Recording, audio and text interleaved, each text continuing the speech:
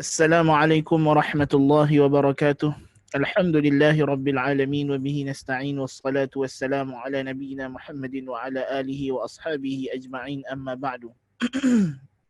Kita bersyukur kepada Allah tabaraka wa taala yang melimpahkan kita kurniaannya dapat bersama-sama pada pagi ini menyambung pengajian kita dalam kitab Tauhid alladhi huwa haqqullahi 'alal 'abid karangan Syekhul Imam Al-Mujahid Al-Mujaddid Syekhul Islam Muhammad ibn Abdul Wahhab At-Tamimi An-Najdi rahimahullah ta'ala. Dan kita masih lagi dalam perbincangan pada bab yang ke-40, iaitulah babu man jahada syai'an minal asma'i was sifat. Bab berkenaan dengan orang yang mengingkari nama-nama Allah dan sifat-sifatnya. Yang kita telah bahaskan hukum mengingkari nama-nama dan sifat Allah Subhanahu wa taala ini, di mana ada kondisi-kondisinya bila masanya ianya dianggap sebagai kufrun akbar mukhrijun anil millah, dan bila masanya keadaan di sana ada kita kata keuzuran ataupun keadaan yang menghalang daripada orang yang mengingkari nama-nama dan sifat Allah itu daripada kita itlakkan ke atasnya hukum kufur, walaupun perbuatan mengingkari nama-nama dan sifat Allah Ta'ala itu secara asasnya memanglah kufur, tidak syak lagi kerana ia mengingkari perkhabaran Allah Tabaraka wa Ta'ala, mengingkari perkhabaran Ar-Rasul alaihi salatu wassalam. Dan ini tentulah satu kekufuran yang nyata. Dan kita itu dah bincangkan dalil yang kedua, itulah apa ni buat oleh musannif rahimahullah ta'ala, perkataan Ali bin Abi Talib radhiyallahu an, bahwasanya kata beliau, hadithun nasa bima ya'rifun aturiduna an yukadzdzaba Allah wa rasuluh. Ceritalah kepada manusia itu apa sekadar yang mereka boleh kenali, apa yang mereka faham, apa yang mereka boleh tangkap dengan akal mereka. Apakah kamu hendak supaya didustakan Allah dan Rasulnya? Dan munasabah, kita dah sebutkan munasabah dalil yang kedua ini dibawa oleh musannif rahimahullah ta'ala, ialah menunjukkan bahawa kita disuruh untuk meriwayatkan hadis ataupun menceritakan perkara-perkara berkenaan dengan sifat-sifat Allah Ta'ala ini dalam rangka yang manusia boleh faham dengan makna tidak berlebih-lebihan. Yang ini seperti dalam ilmu kalam dan sebagainya, bila mereka mula berlebih-lebihan dalam memperdalamkan perbincangan tentang sifat Allah Ta'ala, sehingga akhirnya membawa kepada takdzib, membawa kepada mendustakan sifat-sifat Allah itu, sama ada dengan ta'til ataupun dengan ta'wil ataupun dengan tahrif dan sebagainya. So munasabah hadis ini ialah kita disuruh bercakap tentang nama dan sifat Allah itu dengan apa yang manusia boleh faham, iaitu sesuai dengan apa yang Allah Ta'ala dan Rasulnya telah bentangkan kepada kita. Allah dan Rasul sendiri dah cerita, macam itulah kita cakap. Satu ulama salah tidak suka bincang sifat Allah Ta'ala lebih daripada kita membaca ayat-ayat Al-Quran dan Sunnah itu sendiri. Yang itu di zaman salaf, ketika mana belum ada syubhah dan sebagainya, kan? Tapi bila datang zaman kemudiannya, berlaku macam-macam syubhat dibawa oleh golongan ahli kalam, menyebabkan manusia mendustakan sifat-sifat Allah Ta'ala, kan? Bila mereka bawa isu jisim, tahayyuz, tempat dan sebagainya, akhirnya bila orang dengar sifat-sifat Allah Ta'ala ini, orang dah jadi keliru dan mereka mengingkari sifat-sifat Allah Ta'ala tersebut. Na'udzubillah min zalik. Jadi sepatutnya kita bercukupan dengan Al-Quran dan Sunnah dalam membincangkan nama-nama dan sifat-sifat Allah Subhanahu wa Ta'ala, tanpa kita menjebakkan perbincangan itu dengan akal-akalan kita, logik-logik yang kita sangka logik walaupun tak logik pun. Hakikatnya apa yang orang kata logik berkenaan dengan sifat Allah Ta'ala ni, yang dibawa oleh ilmu kalam dan falsafah itu tak logik pun. Tapi mereka menganggap atau menyangka ianya adalah logik. Jadi ini adalah perkara yang paling penting kita kena hayati ataupun selami daripada apa yang disebutkan oleh musannif rahimahullah ta'ala dalam masalah ini. Dan munasabah itu kita sebutkan juga bahawa perkara-perkara yang dianggap termasuk mengingkari sifat-sifat Allah Ta'ala, juhud sifat-sifat Allah Ta'ala dan nama-namanya, ada beberapa bentuk perbuatan. Yang pertama ialah at-ta'til. Yang pertama ialah ta'til. Ta'til ni apa? Ta'til ni maknanya mengosongkan. Ini asal makna bahasa. Maknanya adalah mengosongkan. Jadi ta'til maknanya adalah mengosongkan. maknanya dari sudut istilah at-ta'til ialah kita menafikan sama sekali, menafikan terus nama-nama atau sifat-sifat Allah Subhanahu wa taala keseluruhannya atau sebahagiannya, seperti orang yang menafikan terus Allah Taala mempunyai sifat tertentu dan enggan, maksudnya enggan mengitlakkan sifat kepada Allah Taala, macam akidah Jahmiyah. Jahmiyah kata Tuhan tidak ada sifat sama sekali. Maknanya bila kata tidak ada sifat sama sekali, maknanya Tuhan tidak wujud. Itu disebut ta'til. Yang mana asal maksud kalimah ta'til ini ialah merujuk kepada golongan ateist, mu'attilah. Al-mu'attilah pada asalnya di sisi penggunaan ulama salaf ialah merujuk kepada golongan ateist yang menafikan kewujudan Tuhan itu sama sekali. Dan ini adalah kelaziman yang tidak dapat berpisah apabila seseorang itu menafikan secara total sifat-sifat Allah Ta'ala. Kerana apabila Allah Ta'ala itu dinafikan sifat-sifatnya, yang manusia boleh faham ialah Allah tidak wujud. Kerana apa manusia faham macam itu? Kerana itulah hakikatnya. Kerana itulah fitrah. Fitrah manusia ialah yang telah Allah Ta'ala ajarkan kepada kita daripada ilmunya, ialah apa yang tidak ada sifat sama sekali, yang tak mungkin dapat disifatkan, kan, cannot be described totally, itu adalah benda yang tidak wujud. Just is nothing, tidak ada. Kan? So itu yang pertama yang melawan akidah dalam masalah beriman dengan nama-nama dan sifat Allah Taala, at-ta'til. Yang kedua, at-tahrif. At-tahrif ni apa? Mengubah makna. Mengubah makna ataupun lafaz. Mengubah makna ataupun lafaz. So tahrif dia ada dua bentuk, tahrif lafzi atau tahrif maknawi. Tahrif lafzi macam kalau kata satu orang dia ubah ayat Al-Quran, na'udzubillah min zalik, daripada Ar-Rahmanu 'ala 'arsy istawa, dia baca Ar-Rahmanu 'ala 'arsy istawla masalahnya. Na'udzubillah min zalik. So macam dibuat oleh golongan Yahudi. Allah Ta'ala suruh dia masuk Baitul Maqdis dalam keadaan sujud, tunduk dan sebut hittah, gugurkan dosa-dosa kami. Tapi dia pun sebut apa? Hintah. Siapa sebut hintah? Nak minta gandum. Na'udzubillah min zalik. Dia pun hanya ingat dunia, tidak ada ingat akhirat. Sebab itulah ulama ahli sunnah kata nunul Yahud wa lamul Jahmiyah siyani. Dua benda yang sama. Nun Yahudi dengan lam Jahmiyah. Yahudi tambah nun pada hittah jadi hintah. Jahmiyah tambah lam pada istawa jadi istawla. Na'udzubillah min zalik. So ini tahrif lafzi, mengubah dari segi lafaz. Seperti sebahagian ulama ahli kalam bila dia baca hadis yanzilu rabbuna tabaraka wa ta'ala ila sama'i dunya hina yabqa min thuluthil lailil akhir kull lailatin. Tuhan kita turun ke langit dunia setiap malam ketika berbaki 1/3 malam yang akhir. Dia baca macam mana? Yunzilu, dia kata. Tuhan menurunkan. Asalnya Tuhan turun. Yunzilu, Tuhan turun. So ini tahrif lafzi, mengubah secara lafaz. Dan kita ada tahrif maknawi, mengubah makna. Yang ini disebut sebagai takwil oleh golongan mereka.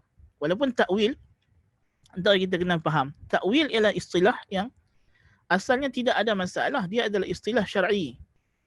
Takwil pada asalnya ia bukanlah tercela dari semua sudut. Bahkan kita kata ada takwil yang sahih, ada takwil yang batil. Takwil maknanya tafsir. Takwil maknanya tafsir. Kan? Sebab itulah golongan Jahmiyah yang awal, dia pun tak guna istilah takwil, dia pun guna istilah tafsir. Bila dia datang kepada sifat Allah Ta'ala, dia berkata tafsirnya begini, tafsirnya begini. Macam yang dibuat oleh Bishr al-Marisi. Bishr al-Marisi dalam kitab dia akan sebut takwilnya begini, tafsirnya begini, tafsirnya begini. Jadi hakikatnya dia pun nak maksudkan dengan tafsir ialah tahrif, mengubah. Kan, mengubah. So kadang-kadang mereka buah nama tafsir, kadang-kadang mereka buah nama takwil. Tapi hakikatnya adalah tahrif. Hakikatnya adalah mereka hendak mengubah nama-nama Allah Subhanahu wa Ta'ala, mengubah makna sifat-sifatnya untuk mereka menafikan makna ataupun dalalah ataupun petunjuk lafaz tersebut. Kerana mereka tidak mau beriman dengan kandungan sifat tersebut yang pada anggapan mereka boleh membawa kepada tashbih dan sebagainya, sedangkan itu adalah anggapan mereka, bukannya hakikat. Dan yang ketiga ialah Dan kita sebut tahrif maknawi tadi macam yang kita sebut orang sebagai takwil lah, macam ditakwilkan tangan jadi kudrat, rahmat ditakwil jadi makhluk Allah Taala dan sebagainya. Dan di antara perkara yang dilarang dalam asma' wa sifat ialah tamthil. At-tamthil, menyamakan Tuhan dengan makhluk. Inilah istilah yang syar'i yang datang, tak sebut laisa kamithlihi syai'un wa huwas samiul basir. Tiada sesuatu pun yang menyamainya dan dialah yang maha mendengar lagi maha melihat. So tidak boleh ada tamthil, penyamaan Tuhan dengan makhluk dari segenap segi. Dari segi nama-namanya, sifat-sifatnya, perbuatannya, zatnya dan kedudukannya. Tidak boleh kita menyamakan Tuhan dengan makhluk ataupun makhluk dengan Tuhan. So tamthil dia ada dua segi. Yang pertama menyamakan Tuhan dengan makhluk. Ini yang dibuat oleh, tapi tamthil ini tidak banyak berlaku hakikatnya. Hakikatnya tamthil menyamakan Tuhan dengan makhluk dia tidak banyak berlaku, walaupun dia ada golongan yang buat. Macam orang Kristian lukis Tuhan, kamak Tuhan macam orang tua dia kata na'udzubillah min zalik. So ini adalah tamthil Tuhan dengan makhluk. Dan yang kedua adalah mentamthil makhluk dengan Tuhan, menyamakan makhluk dengan Tuhan. Ini yang banyak berlaku. Dan ini berlaku dari segi sifat uluhiyah Allah Ta'ala. Kedudukan Allah sebagai Tuhan yang berhak disembah. So mereka yang menyembah selain Allah Ta'ala, menyembah kubur, menyembah manusia, menyembah wali, tok syekh, mereka telah melakukan tamthil, menyamakan makhluk dengan Tuhan. Dia menyamakan makhluk dengan Tuhan dari sudut sifat uluhiyah, dari sudut sifat disembah tersebut. Sedangkan yang berhak menjadi ilah, yang berhak ada sifat uluhiyah itu ialah hanya Allah Ta'ala semata-mata.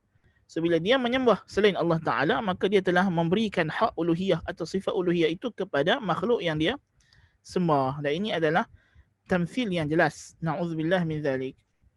So inilah larangan-larangan yang terdapat dalam kita beriman dengan nama-nama dan sifat Allah Ta'ala, yang perkara-perkara inilah yang boleh membatalkan ataupun boleh menjadikan seseorang itu terjatuh ke dalam kategori menafikan atau mengingkari nama-nama dan sifat-sifat Allah Tabaraka wa Ta'ala.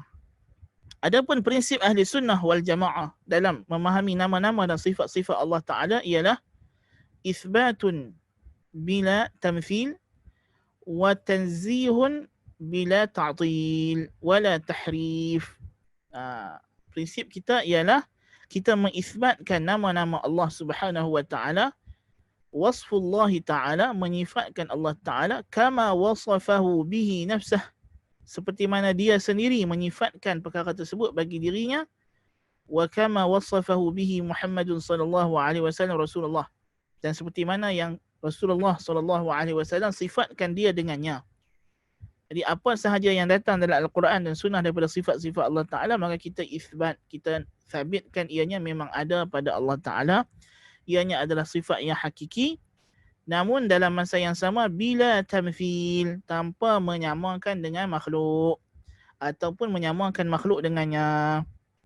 Dan yang kedua ialah wa tanzihun bila ta'til, dan dalam rangka kita hendak menafikan persamaan Tuhan dengan makhluk tadi, janganlah sampai membawa kepada ta'til, sampai menafikan nama-nama dan sifat Allah, atau wala tahrif, mengubah nama-nama tersebut. Dan akidah ahli sunnah wal jamaah dalam nama-nama dan sifat-sifat Allah Ta'ala terbina di atas 3 paksi yang besar, 3 rukun yang besar, iaitulah al-itsbat bila tamthil, mengisbatkan segala apa yang datang dalam Quran dan Sunnah daripada nama-nama dan sifat Allah Ta'ala tanpa menyamakannya dengan makhluk. Yang kedua ialah tanzih, iaitu mensucikan Allah Ta'ala daripada segala aib, an-naqais, mensucikan Allah Ta'ala daripada segala sifat kekurangan. Ini adalah dhabitnya. Ini adalah dhabitnya, sifat kekurangan. Sifat kekurangan inilah yang dinafikan daripada Allah Ta'ala. So apa dhabit tanzih? Ialah tanzihullah Ta'ala minan naqaisi wal uyub, mensucikan Allah daripada segala kekurangan dan kecacat celaan. Karena itulah dilarang kita menyamakan Tuhan dengan makhluk, kerana makhluk ini dia melazimi naqs, dia melazimi kekurangan. Makhluk sentiasa kurang, sentiasa cacat, sentiasa celah. Adapun Tuhan dia maha sempurna. So kalau kita kata Tuhan mendengar seperti pendengaran makhluk, itu telah menisbahkan kepada Allah Ta'ala an-naqs wal-aib, kekurangan dan keaiban, kecelaan, kerana pendengaran makhluk baharu dan dia boleh rosak dan dia akan hilang, dia akan pudar. Ada waktu-waktu makhluk tidak mendengar dan sebagainya. Terbatas. Sedangkan pendengaran Allah Ta'ala tidak terbatas. Pendengaran yang sedia ada dengan zatnya, tidak ada siapa yang ciptakan, tidak ada siapa yang bagi kepada Allah. Ia adalah pendengaran yang Allah Ta'ala berhak akannya kerana zatnya sendiri, tiada kerana yang lain. Dan tidak ada sebarang kecacatan sama sekali pada pendengaran Allah Subhanahu Wa Ta'ala. Jadi bila kita menyamakan Tuhan dengan makhluk, kita telah menisbahkan cacat kepada Allah Ta'ala. Nas'alullah al-afiyah. Dan yang ketiga ialah qat'ut tam'i an idraki kayfiyatis sifah. Memutuskan rasa tamak untuk mengetahui hakikat kaifiyat bagaimana sifat Allah Ta'ala. Ini penting. Maknanya kita kena sedar bahawasanya kita tidak boleh lagi nak bercakap tentang Tuhan lebih daripada apa yang Allah Ta'ala sendiri dah cerita berkenaan diri dia kepada kita. Kita tak boleh cakap lebih atau kurang. Setakat yang Tuhan cerita, setakat yang Tuhan nampak, setakat yang Rasulullah SAW cerita, dekat tu je kita boleh pergi. Pasal apa? Pasal kita tak boleh nak capai hakikat Tuhan tu macam mana. Kita tak boleh nak capai bagaimana kaifiyat sebenar, tata cara sebenar sifat Allah Ta'ala kerana Tuhan la mithlalah. Tidak ada satu pun yang sama dengannya. Wala niddalah. Tiada satu pun yang menjadi tandingan dia. Wala kuf'alah. Tiada satu pun yang setara dengan dia. Kan? Wala musami. Tidak ada satu pun yang menyamai dengan dia. Kan? Tidak ada sama dengan makhluk. Jadi bila kita mengatakan begitu, dan dalam masa yang sama, Tuhan ghaib. Kita tak menyaksikan. Kita tak melihat Tuhan sekarang. Kita belum melihat Allah Ta'ala. Dan jikalau kita melihat Allah Ta'ala di syurga nanti pun, Tuhan kata, la tudrikuhul absar wa huwa yudrikul absar. Pandangan mata tidak dapat meliputinya dan dialah yang meliputi segala pandangan. Walaupun kita melihat Allah, walaupun ahli syurga melihat Allah, di dalam syurga nanti kita tak dapat mengetahui hakikat Allah Tabaraka wa Ta'ala.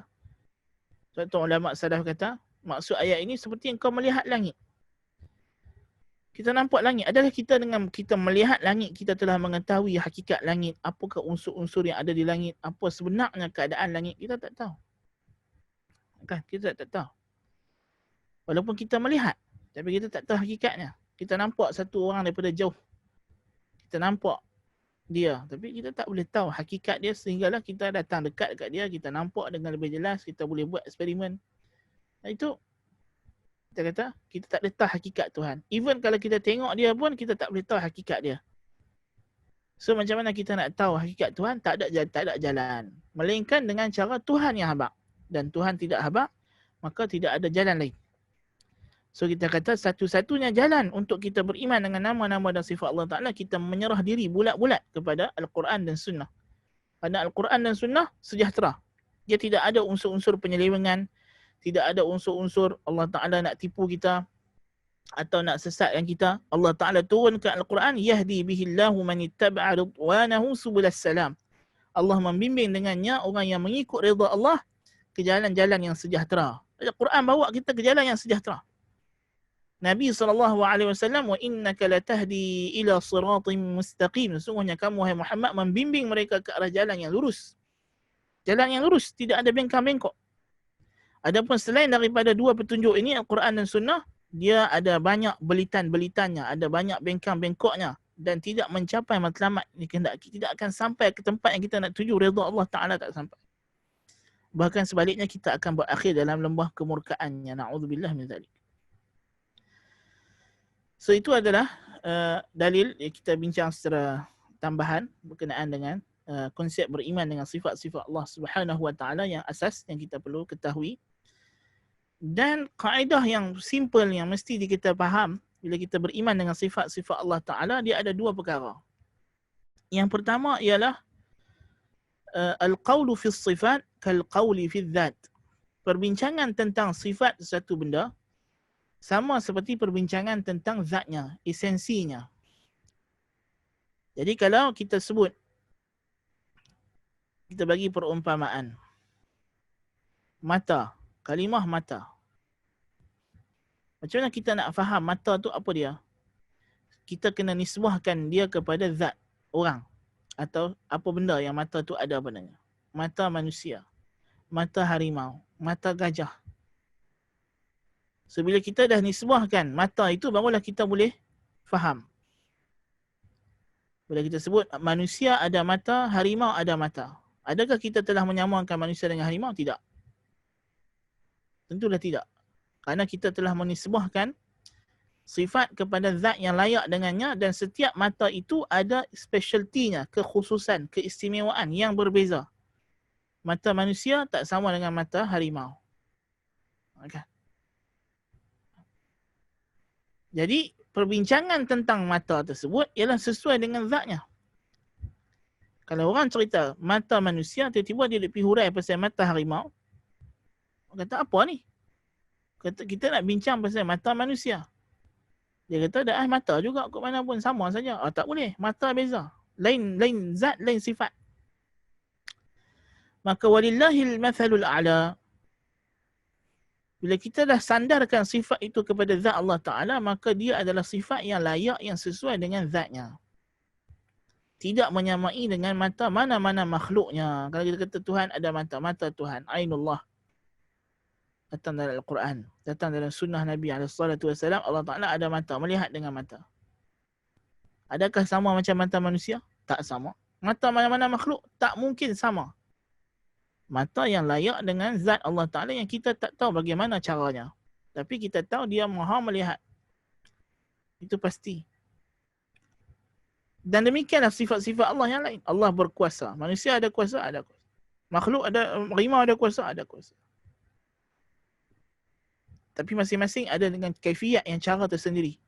Adapun Allah Ta'ala tidak menyamai kaifiat makhluknya, yang kita pun tak tahu bagaimana, tapi dialah yang paling mutlak, yang paling sempurna sifatnya. Yang kedua, ini kita sebut al-qawlu fi sifat kal-qawli fi dzat. Perbincangan berkenaan dengan sifat ialah perbincangan seperti perbincangan tentang zat. So tidak boleh ada tashbih. Tidak akan timbul penyamaan Tuhan dengan makhluk sama sekali kalau kita faham kaedah yang pertama ini. Dan kaedah yang kedua ialah al-qawlu fi ba'd as-sifat kal-qawli fil ba'd al-akhar. Perbincangan dalam sebahagian sifat sama seperti perbincangan dengan sifat yang lain. Maknanya kita tak boleh bezakan antara satu sifat dengan sifat Tuhan. Dari sudut ia tidak sama dengan makhluk, dari sudut ianya adalah hakikat. Kalau kita isbatkan Allah Ta'ala itu mendengar, melihat, berkata-kata, berkuasa, berkehendak, kenapa kita tak boleh kata Allah Ta'ala ada sifat hikmah, bijaksana? Allah Ta'ala maha pengasih, maha bersimpati, maha penyayang, mencintai hamba-hambanya yang mukmin. So apa beza Allah berkehendak dengan Allah mengasihi, menyayangi, mencintai orang mukmin? Memanglah dari sudut tu dua sifat yang berbeza. Itu kita tak dapat nafikan. Berkehendak bukannya mencintai. Mencintai bukannya mengasihani. Kan? Itu memang berbeza dari sudut makna dan hakikat. Tapi dari sudut, kalau kita kata Allah, kita boleh terima Allah Ta'ala ada kehendak yang tidak sama dengan kehendak makhluk, maka kita juga wajib terima Allah Ta'ala bijaksana yang tidak sama kebijaksanaannya dengan makhluk, hikmah.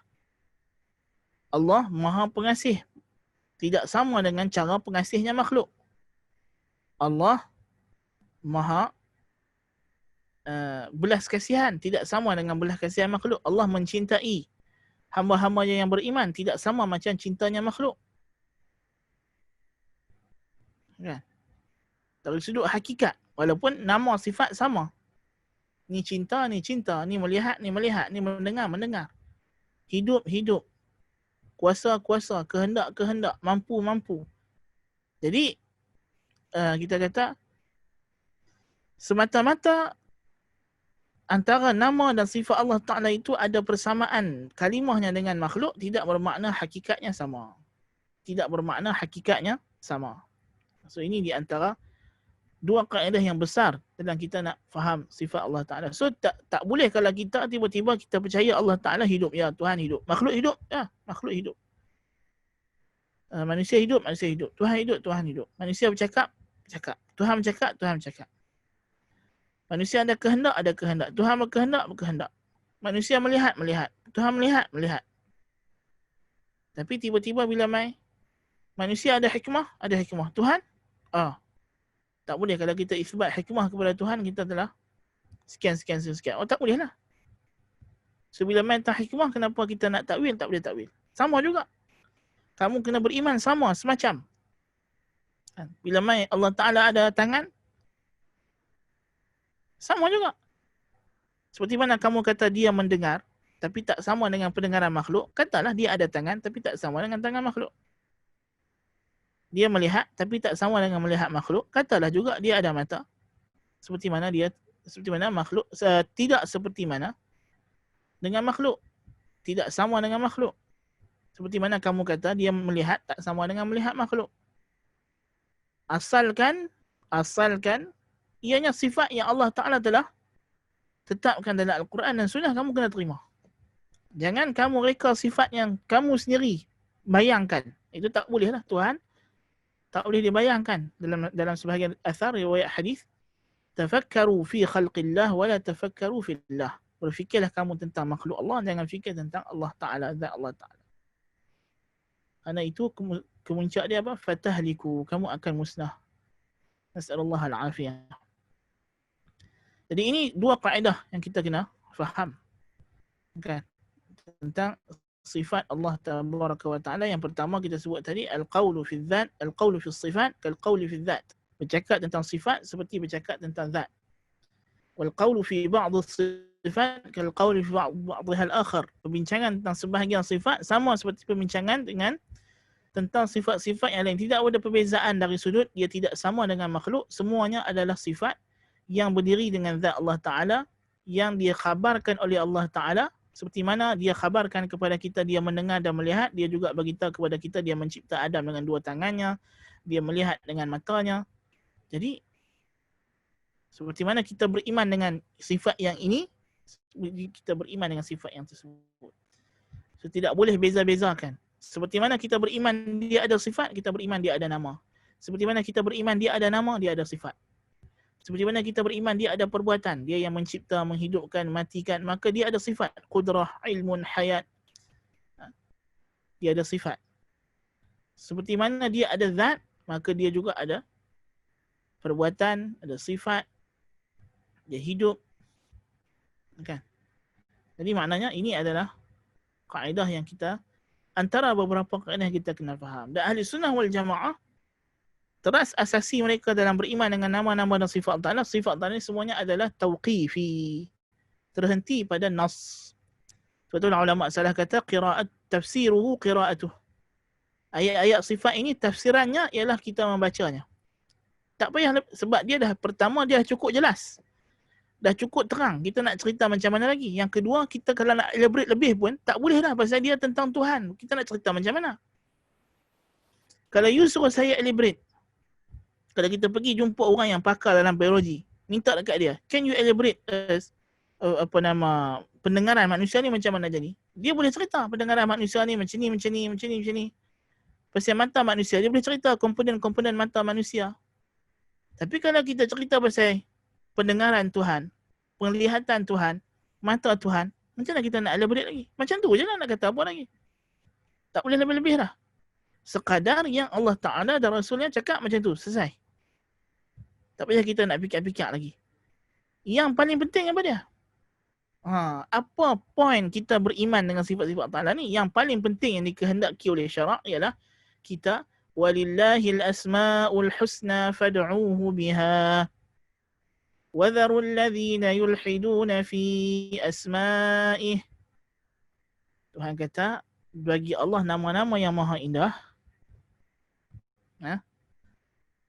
maka berdoalah kepadanya dengan nama-nama tersebut. Beribadatlah kepadanya sesuai dengan tuntutan nama dan sifat tersebut. Bila Nabi cerita kata Tuhan turun setiap malam ke langit dunia 1/3 malam yang akhir, apa maksud? Bukan untuk kita bahaskan turun tu macam mana, bukan. Nabi cerita tentang hujung itu. Fayaqulu, maka Tuhan pun kata, hal min taibin, hal min mustaghfirin, hal min sailin. Ada orang yang bertaubat, ada orang yang beristighfar, ada orang nak minta hajat apa-apa. Yang dituntut dengan hadis ini ialah kita bangun beribadat pada waktu tersebut. Itu maksudnya. Bila kita tahu Allah mendengar, melihat, kita tak berani nak buat dosa dalam keadaan kita seorang-seorang. Kerana kita tahu Allah mendengar dan melihat. Kita buat ibadat sungguh-sungguh. An ta'budallaha ka'annaka tarah, fa in lam takun tarahu fa innahu yarak. Ihsan itu engkau menyembah Allah, beribadat kepada Allah seolah-olah engkau melihat Allah. Kalau kau tidak dapat rasa macam itu, ketahuilah Allah memang melihat kamu. Jadi itu maksudnya. Dari segi ubudiyah, perhambaan diri kita kepada Allah Ta'ala. Bukannya kita syarak cerita kepada kita sifat Tuhan ni untuk kita bertelagah, bergaduh macam mana sifat Tuhan, duk bincang gitu-gini. Tak, bukan. Sebab itu di luar daripada kemampuan kita. Cuma kita kena beriman, Allah Ta'ala adalah maha sempurna, maha indah, maha gagah perkasa, maha sempurna segala-galanya. Dan kita beriman dengan nama-nama dan sifat-sifat tersebut. Dan maknanya kita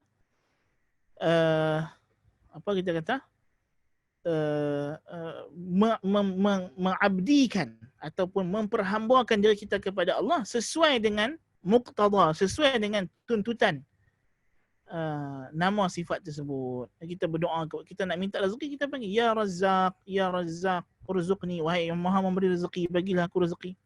Kalau kita tahu Allah itu Ar-Razzaq, Allah yang maha memberi rezeki, Inna Allah huwa ar-razzaqu dhul quwwati al-matin. Allah lah yang maha memberi rezeki. Dhul quwwati al-matin, yang memiliki kekuatan yang teguh, utuh.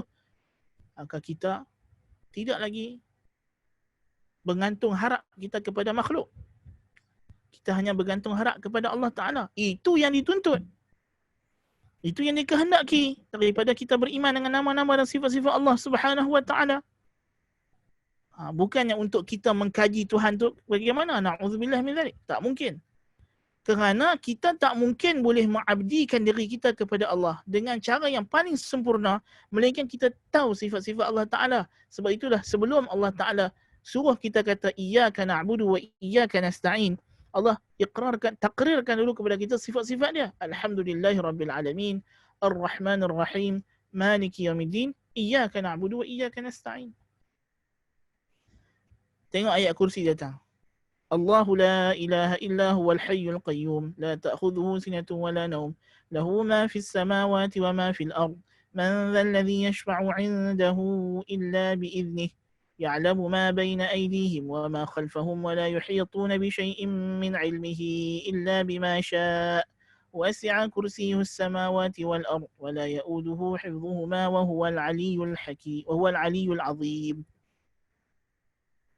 Apa tujuan Tuhan cerita sifat Tuhan dalam ayat kursi ni sehingga dia dianggap a'zamu ayatin fi kitabillah, ayat yang paling agung dalam kitab Allah? Ialah untuk mentakrirkan depan tu Allahu la ilaha illahu. Allah tiada Tuhan yang berhak disembah kecuali dia. Kenapa? Sebab dia lah yang maha hidup, yang maha menjaga segala-galanya, al-hayyu al-qayyum, la ta'khudhuhu sinatun wa la naum, tidak pernah tidur, tidak pernah mengantuk. Sebab itulah kita kena menyembah dia saja. Kalau kamu sembah selain Allah Ta'ala, dia mengantuk, dia tidur, tak jaga kamu. Itu maksud. Itu maksud Tuhan datangkan nama-nama dan sifat-sifat dia adalah untuk kita memperhambakan diri kita kepada Allah Ta'ala. Bila kita tahu Tuhan ini adalah sifatnya, kita semakin yakin, semakin tenang untuk kita memperhambakan diri kita kepada Allah Subhanahu wa Ta'ala. Itu maksud. Inilah poinnya kita beriman dengan nama-nama dan sifat Allah Ta'ala. Dan sebab itulah perbincangan Tauhidul Uluhiyah ini datang pula di sini pada bab 40 ni, perbincangan tentang Tauhidul Asma'i was Sifat. Kerana dia adalah lubuk dan inti yang memastikan kita akan mengabdikan diri kepada Allah Ta'ala sahaja. Dan macam kita sebut tadi, bila orang menyembah selain Allah Ta'ala, maka hakikatnya dia telah melakukan tamthil. Dia telah melakukan penyamaan Tuhan, menyamakan makhluk dengan Tuhan. Na'udzubillah min zalik. Tidak dapat tidak.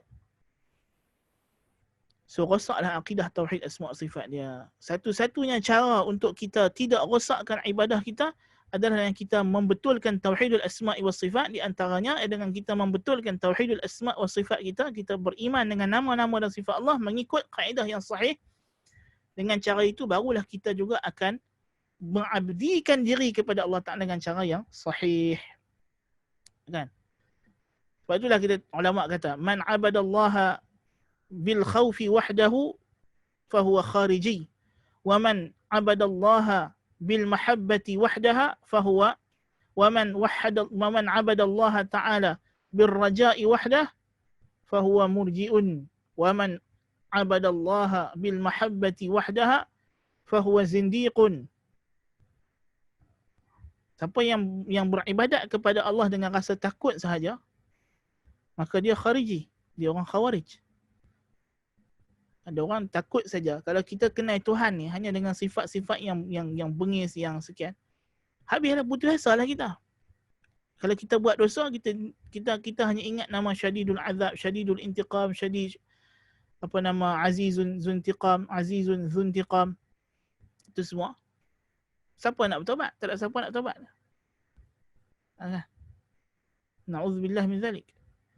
Kalau kita hanya beribadat dengan mengharap, kita hanya kenal Allah dengan sifat-sifat yang rahmat, sifat yang pemurah, sifat pengasih, maha pengampun, kita akan berani buat dosa. Jadi murji'ah. Tak mau taubat juga. Kalau kita beribadat kepada Allah dengan cinta saja, maka kita akan jadi zindiq, jadi orang sufi munafik. Akhirnya mendakwa diri dia bersatu dengan Tuhan, dia boleh buat apa saja, Tuhan dah redha pada dia. Na'udzubillah min zalik.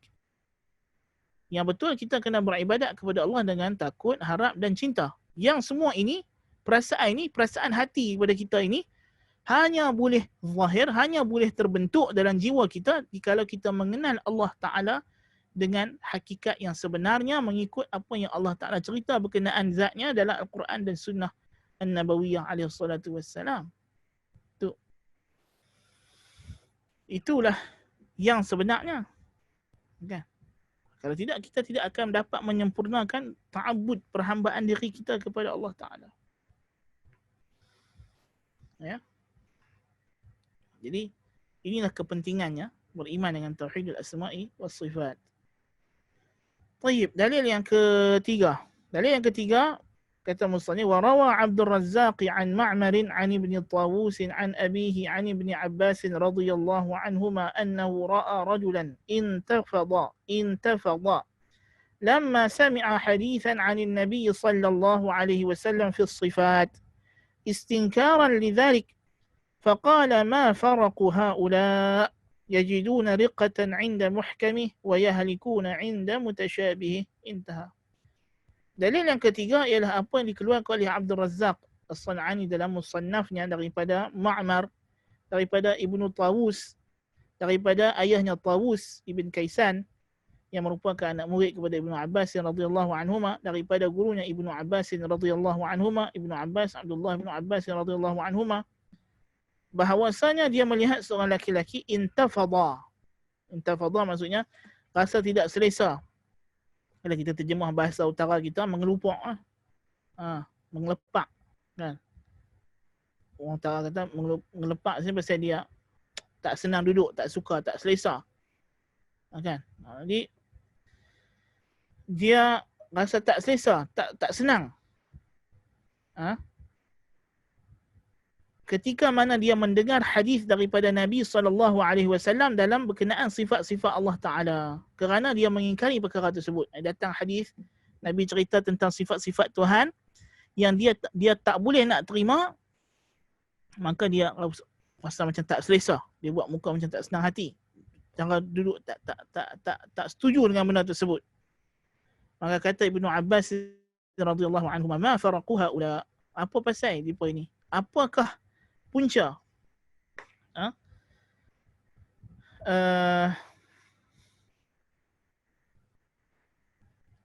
kita kata, apakah kemusnahan golongan ini? Apa sebab mereka ni jadi macam ini? Apa sebab mereka ni musnah? Apa yang menyebabkan mereka ni marah? Pasal apa nak marah? Pasal apa rasa tak puas hati? Ma faraqu haula. Apa yang dia tak puas hati? Ha? Yajiduna riqqatan 'inda muhkamih. Mereka rasa senang dan lunak pada muhkam Al-Quran, pada ayat-ayat Al-Quran yang muhkam. Wa yahlikuna 'inda mutasyabih. Dan dalam masa yang sama mereka musnah, binasa, dimusnahkan, mendedahkan diri mereka kepada azab Allah ketika mereka mendengar mutasyabihnya. Allahu akbar. Jadi di sini Ibnu Abbas radhiyallahu anhuma menyatakan bahawa orang yang tidak selesa dengan mendengar ayat-ayat dan hadis-hadis tentang sifat Allah Taala, mereka ini yahlikuna 'inda mutasyabihi. Mereka ni orang yang musnah, yang masuk neraka, yang diazab oleh Allah Taala.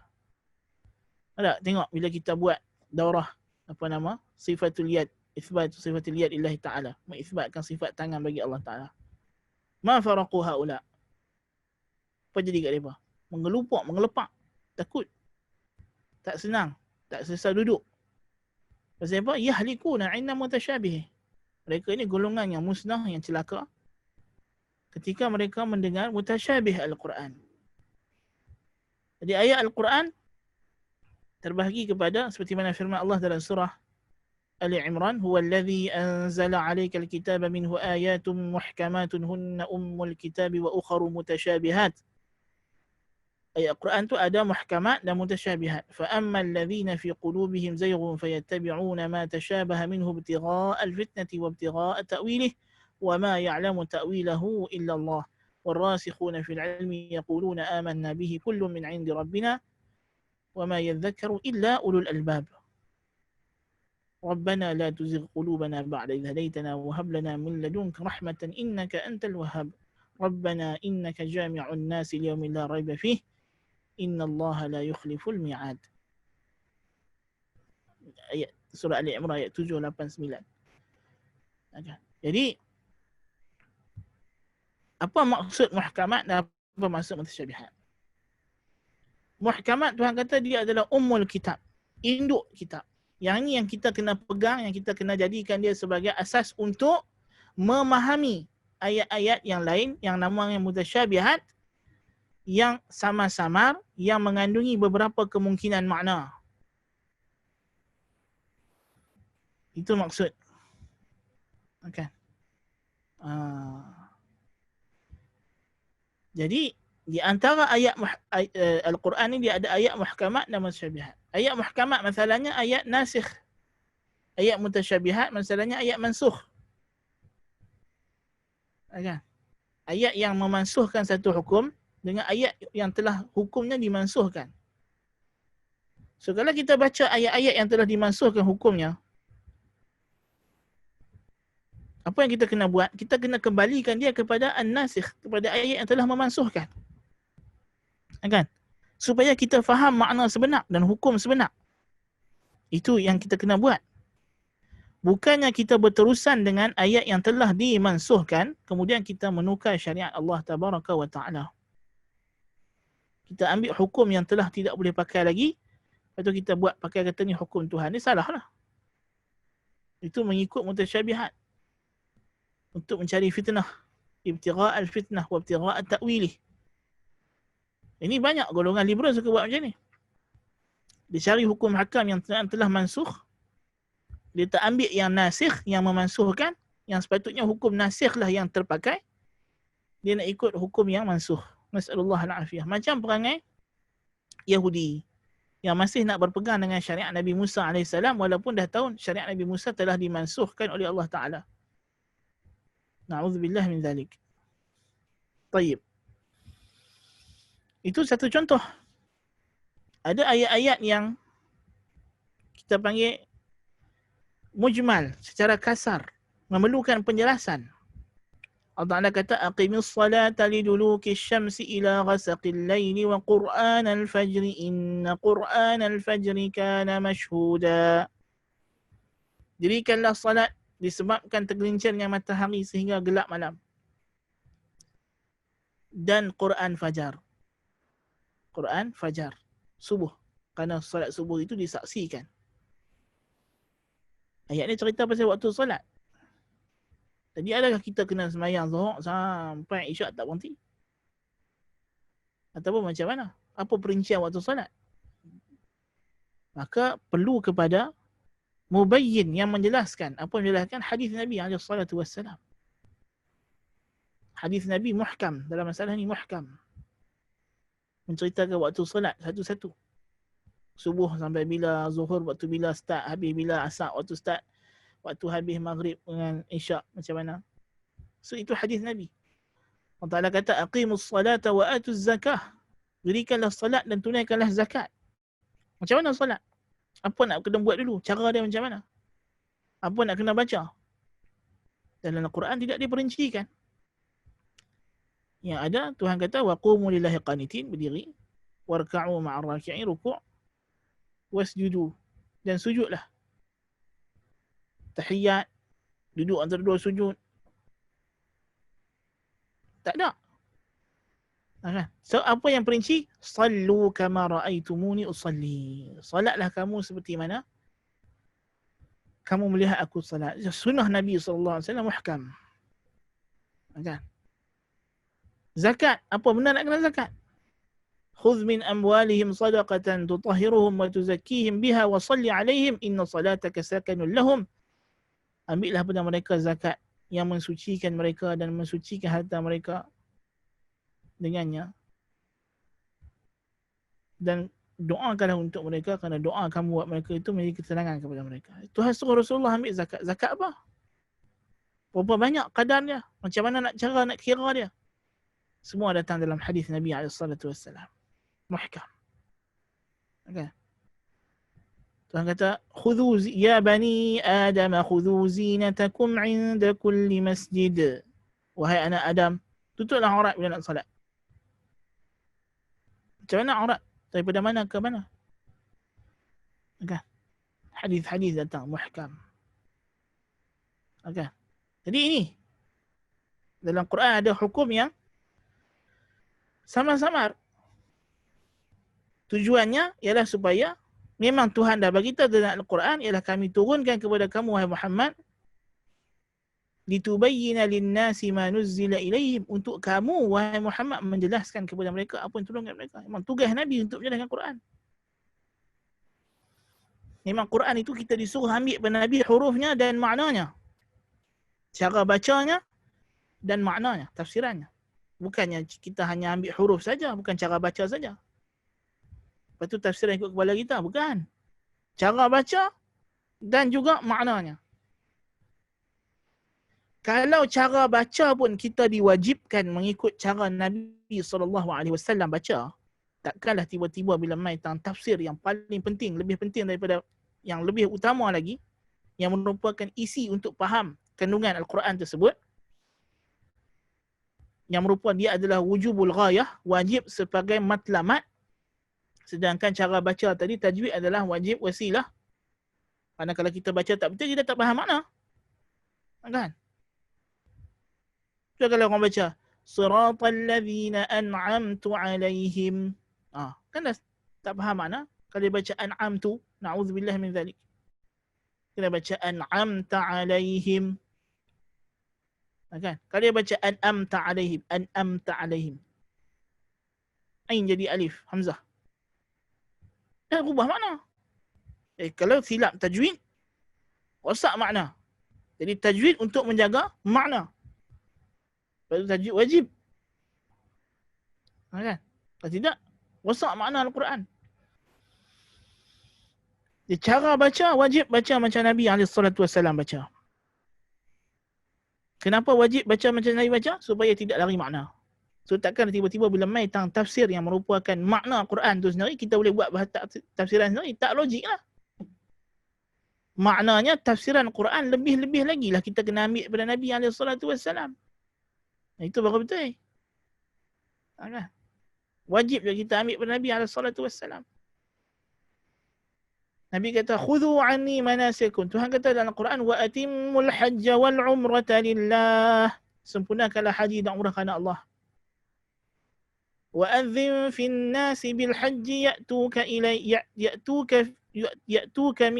ya'tuka ala kulli dhamirin ya'tina min kulli fajjin 'amiq. wa adzim fin nasi bil hajj. Panggillah manusia haji. Ya'tuka ala kulli dhamirin. Mereka akan datang dengan pelbagai jenis kenderaan. Ya'tina min kulli fajjin amiq. Kenderaan ini datang daripada segenap pelusuk yang dalam. Tayyib. Macam nak buat haji? Macam nak sempurnakan haji dan umrah? Nabi kata, khudhu anni manasikakum, khudhu anni manasikakum, khudhu anni manasikakum. Ambillah daripada aku ibadat haji kamu, Nabi kata. Hadis Nabi muhkam. So, golongan yang sesat, ciri-ciri golongan yang sesat, mereka suka mengambil yang mutasyabihat dan meninggalkan yang muhkam. Sama ada mereka ambil ayat-ayat yang mansukh, meninggalkan ayat yang nasikh, ambil ayat yang mujmal, meninggalkan perinciannya. Mengambil Quran, meninggalkan sunnah. Ini juga cara. Sebab bila dia ambil Quran saja, hilanglah tafsiran. Sebab sunnah yang nak tafsir Quran.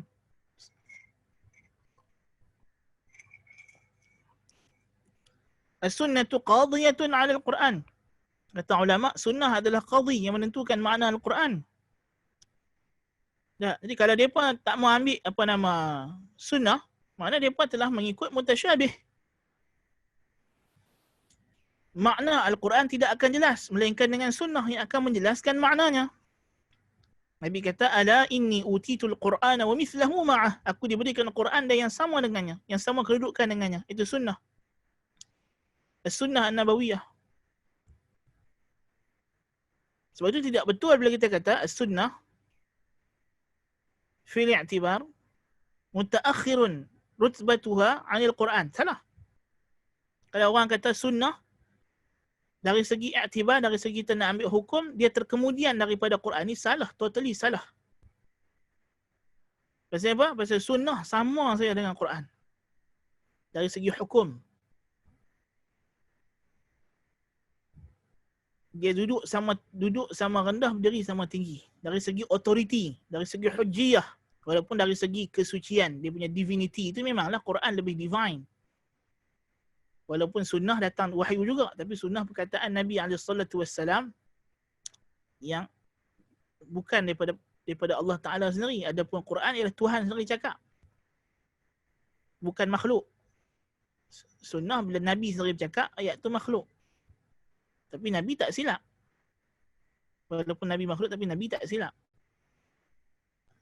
Jadi dia ada kesucian, ada dia punya sakral dia, ada divinity dia.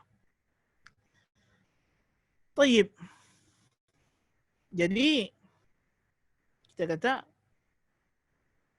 golongan yang sesat, inilah cara mereka. Cara mereka. Samalah golongannya berkenaan dengan sifat-sifat Allah Ta'ala. Allah Ta'ala cerita dia beristiwa di atas arasy, dia mendengar, dia melihat. Tapi Allah Ta'ala juga bagi tahu laisa kamitslihi syai', dia tidak sama dengan sesuatu. Walam yakul lahu kufuwan ahad. Hal ta'lamu lahu samiyya fala taj'alu lillahi andada.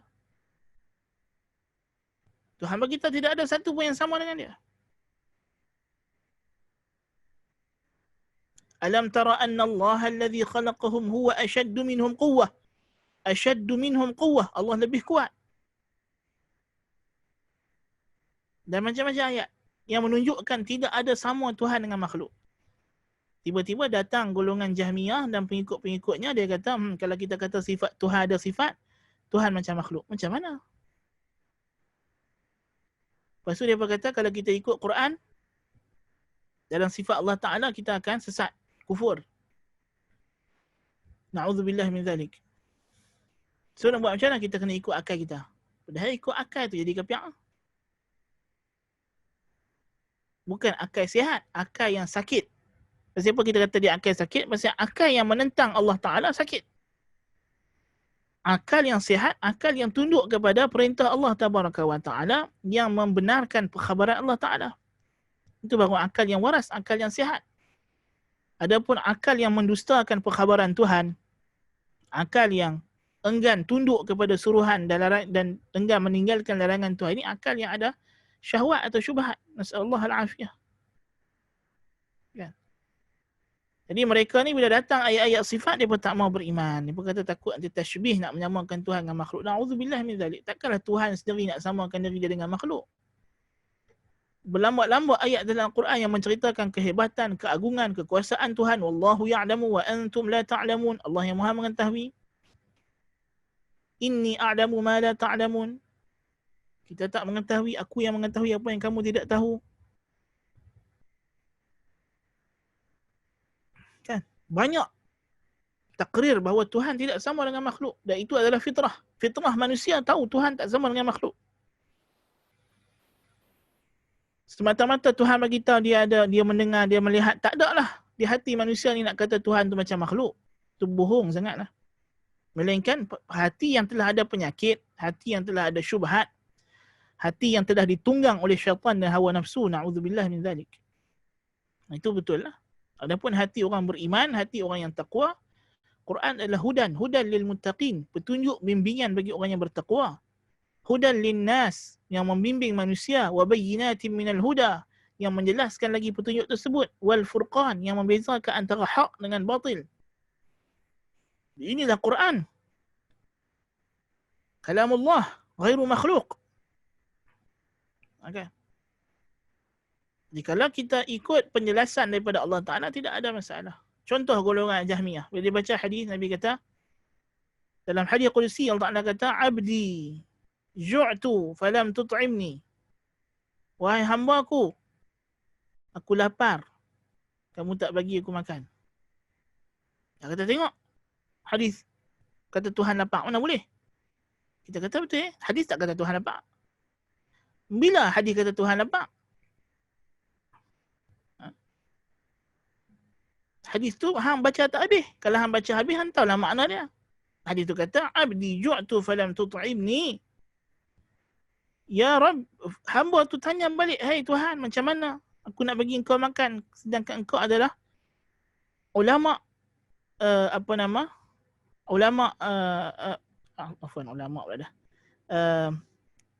ulama sebut hadis itu, kalau kita baca tak habis, memanglah akan jadi keliru, ulama kata. Kalau kita baca habis, jelas. Nabi SAW sebut dalam hadis itu sendiri. Maksudnya Tuhan kata ialah, alam ta'lam abdi fulanun ja'i'un. Engkau tak tahu ke ada hamba aku sana, orang fakir, susah. Kan? Orang fakir, susah, tak ada makan, lapar, kebulak.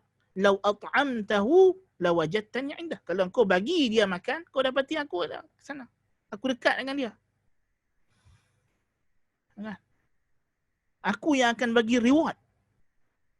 Itu maksud hadis tu. Hadis tu telah menjelaskan diri sendiri. Hadis adalah dia sendiri bagi tahu apa makna, maksud. Bukannya akal kita. Akal tak perlu. Melainkan untuk faham, untuk tadabbur. Bukannya akal itu yang nak main makna asing daripada wahyu, dia main bubuh ke sini, tempek tak? Ini beza akal ahli kalam, dia asing. Dia duduk akal duduk belah sini, wahyu duduk sini, dia main tempek. Tak betul. Akal dengan wahyu kena seiring, sejalan.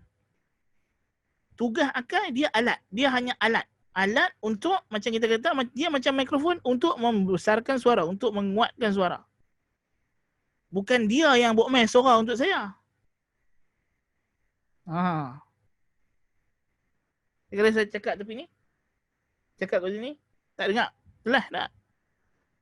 Dia kena cakap depan dia. Pasal apa? Dia hanya menangkap suara saya. Dia tak boleh buat, dia tak boleh produce suara.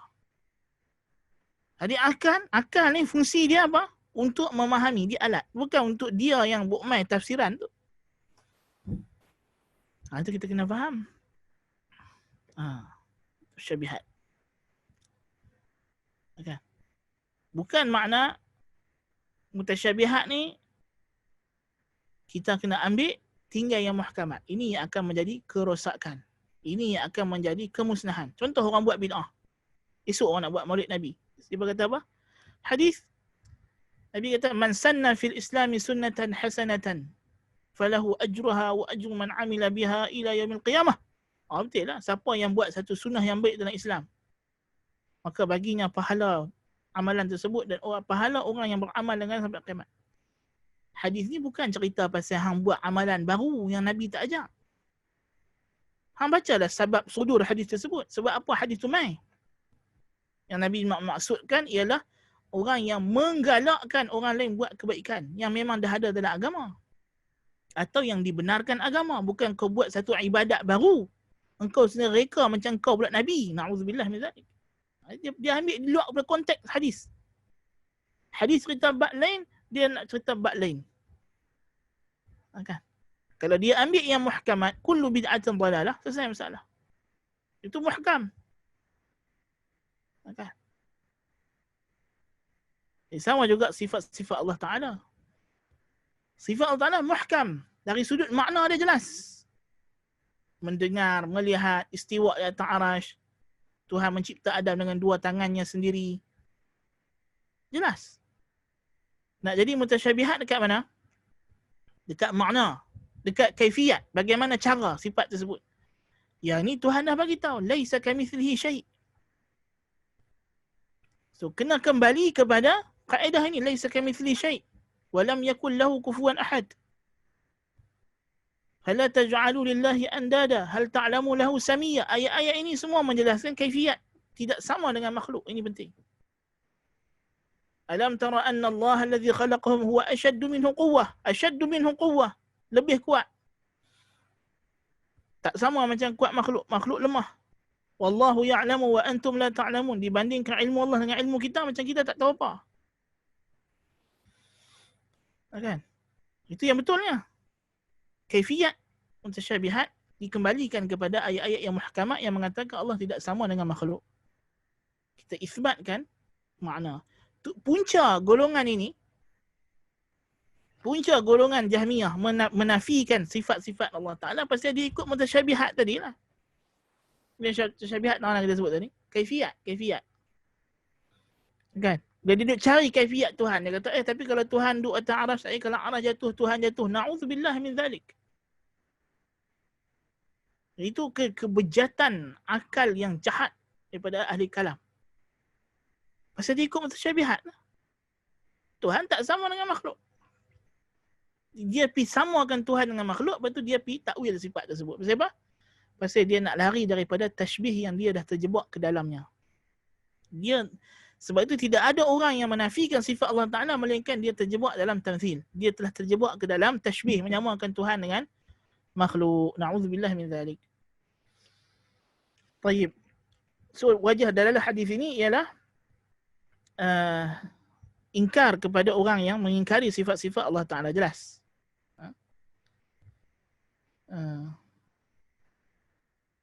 Dan perkataan Ibnu Abbas, ma faraqu haula, dia dua cara baca. Ma faraqu dengan makna isim.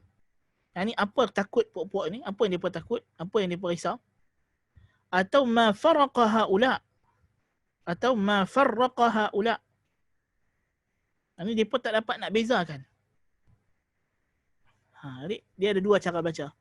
So kita kata sama ada ma faraqu haula'i, apa takut orang buat ni, maka akan datang tanda soal di belakang, ataupun ma faraqa haula'i, mereka tak boleh nak beza, atau ma farraqa haula'i, mereka tak boleh nak bezakan di antara yang hak dengan yang batil, maka mereka terima yang muhkamat, mereka musnah di sisi mutasyabihat. Sedangkan Tuhan turunkan mutasyabihat untuk kita kembalikan dia kepada muhkamat.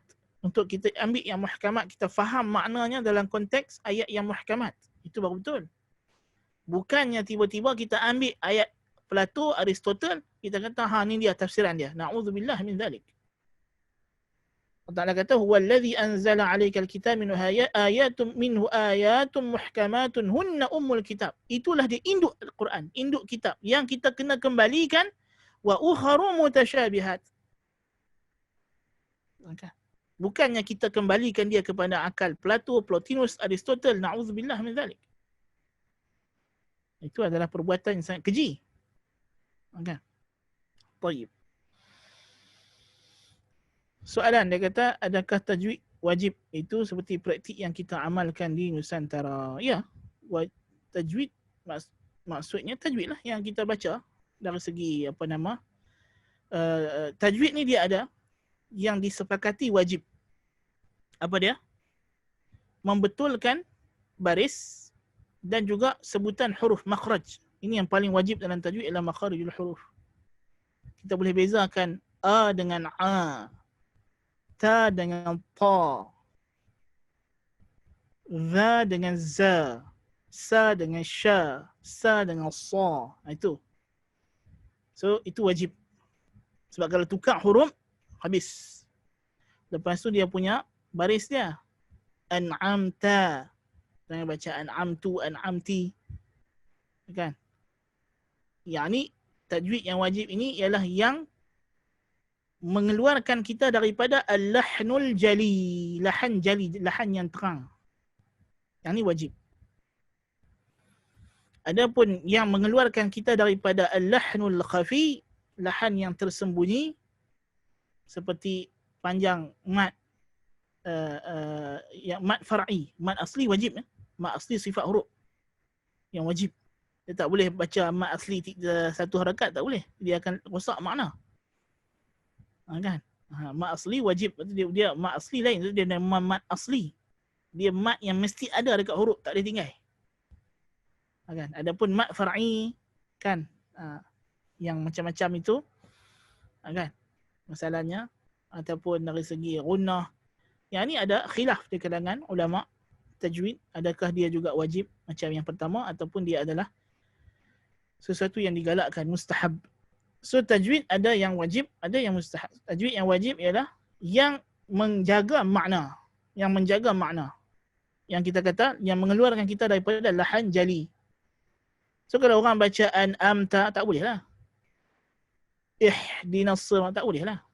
Dia kena baca ihdinas sirat. Kalau tukar ha jadi ha, rosak makna. Kan? Na'udzubillah min zalik. So yang menjaga makna ini wajib ittifaqan, dengan ittifaq. Dengan ijma'. Yang khilaf ialah pada yang memperelokkan. Kan? Macam apa nama? Panjang 6 harakat, 5 harakat, 4 harakat. Yang ni yang sebagian ulama kata dia wajib, sebagian ulama kata dia adalah digalakkan, sunat. Maksudnya sunat. Tak ada khilaf. Tapi yang penting ialah kalau baca dengan tajwid, itulah yang terbaik. Itulah yang afdal. Kalau baca dengan tajwid kesemuanya, itulah yang afdal. Tapi kalau tak dapat yang bahagian kedua, jangan tinggal bahagian yang pertama. Kan? Jangan tinggal bahagian yang pertama. Kena ambil bahagian pertama, mesti, wajib. Ini kita betulkan. Kena pastikan. Guru Quran kena pastikan. Jangan sampai anak murid dia tak boleh beza ha dengan ha. Ta dengan ta. Fa dengan sa. Kan? So itu akan lari makna. Jadi sifat huruf, makhraj dia, tak mana keluar huruf tersebut kena betul. Sebab kalau makhraj silap, bunyi huruf lain. Kan? Sifat yang melazimi dari segi sifat itbaq, sifat isti'la' ke istifal ke, itu yang akan membezakan. Nah, dal dengan ta sama-sama duduk di hujung lidah. Ad dengan alta. Apa yang bezakan ad dengan alta? Sifat-sifat tersebut. Yang wajib pula daripada tajwid ini, yang wajib, tajwid yang wajib tadi, yang paling wajib ialah cara sebutan tu kita kena tahu. Bukan nama hukum tu. Nama hukum fardu kifayah. Untuk dia tahu ni sifat itbaq, ni isti'la, ni istifal, ni qalqalah, ni apa. Yang ni mengetahui istilah fardu kifayah. Jadi kalau dia belajar Al-Quran dengan Tok Guru dia ikut saja Tok Guru dia baca. Tok Guru dia kata kat sini kamu sebut ta, dia pun ikut ta. Tak apa, tak ada masalah, okey je. Kan? Adapun istilah tu fardu kifayah. Yang penting dia tahu cara sebut. Tu yang paling wajib atas orang awam. Sebab itulah Quran kena talaqi. Kena belajar daripada mulut ke mulut. Kan? Tak boleh sekadar beli apa? Quran yang ada pen, ada suara, lepas tu dia baca. Tak ada. Tak boleh gitu. Quran mesti ada guru yang dengar kita baca dan betulkan bacaan kita. Taib. Dalil yang terakhir, dalil yang keempat ialah walamma sami'at Quraisy Rasulullah sallallahu alaihi wasallam yadhkurur rahmana ankaru dhalika fa anzalallahu fihim wa hum yakfuruna birrahman. Dalil yang keempat adalah sabab nuzul bagi ayat wahum yakfuruna birrahman. Iaitulah apabila Quraisy mendengar Rasulullah sallallahu alaihi wasallam menyebut Ar-Rahman, yang baca ayat Quran yang nama Ar-Rahman, Nabi berdoa memanggil ya Rahman. Mereka mengingkari perkara tersebut. Maka Allah Taala turunkan kepada mereka wahum yakfuruna birrahman, dan mereka mengingkari Ar-Rahman. Ini mengingkari nama Ar-Rahman. Kan? Di mana ini adalah mereka mengingkari nama daripada nama-nama Allah Subhanahu wa taala. So ini adalah sebab nuzul dia. Dan kita dah bincangkan wajah dalalahnya pada ayat dalil yang pertama. Baik. Kata Musannif rahimahullah, fihi masail. Al-ula adamul iman bi syai'in min al-asma'i was sifat.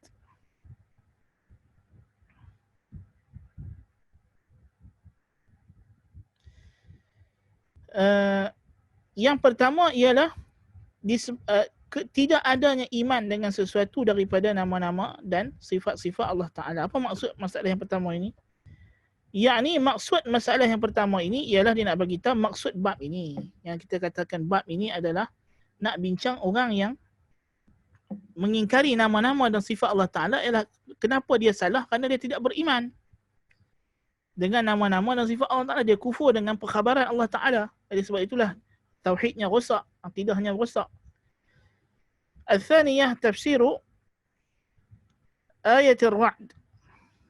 Ayat ar-ra'd. Tafsir ayat ar-ra'd ni wahum yakfuruna birrahman, kita dah bincangkan. Al-thalithah tarku at-tahdith bima la yafhamu as-sami'. Yang ketiga meninggalkan bercakap perkara yang orang tak boleh faham. Ini perbincangan yang mendalam. Jadi kita sebut ilmu ni mestilah ikut dia punya flow dia, ikut dia punya tingkatan dia. الرابعة ذكر العلة أنه يفضي إلى تكذيب الله ورسوله ولو لم يتعمد المنكر. Menyebutkan illah, kenapa kita tak boleh cakap benda yang orang di luar daripada jangkauan pahaman orang, kerana dia membawa kepada didustakan Allah dan Rasulnya walaupun dia tidak sengaja. Jadi yang sengaja lebih lagi lah maksudnya.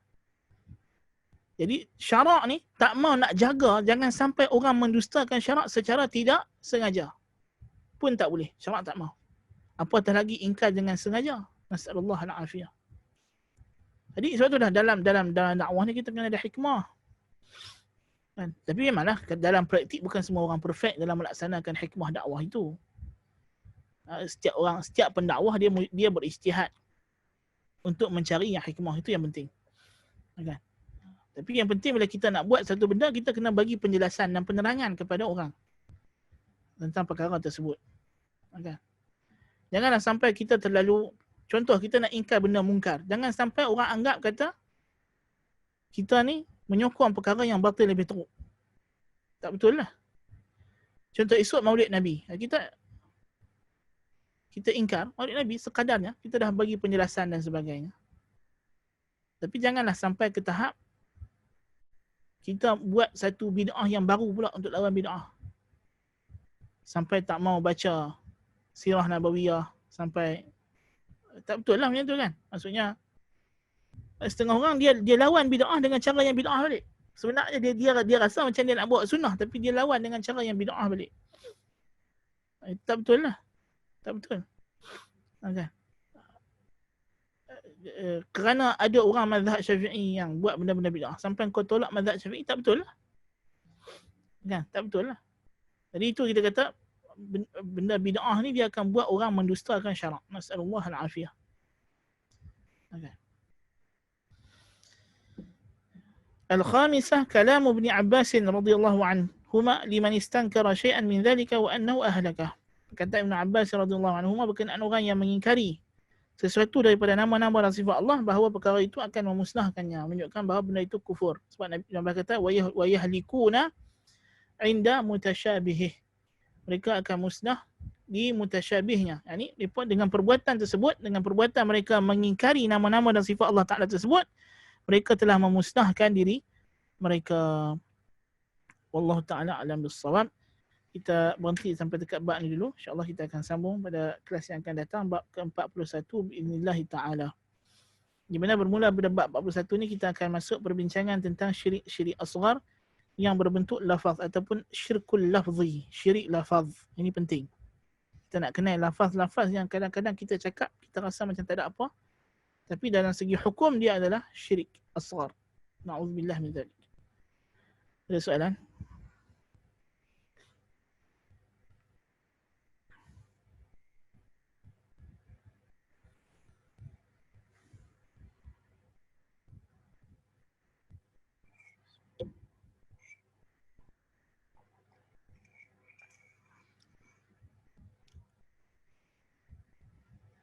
Ada soalan?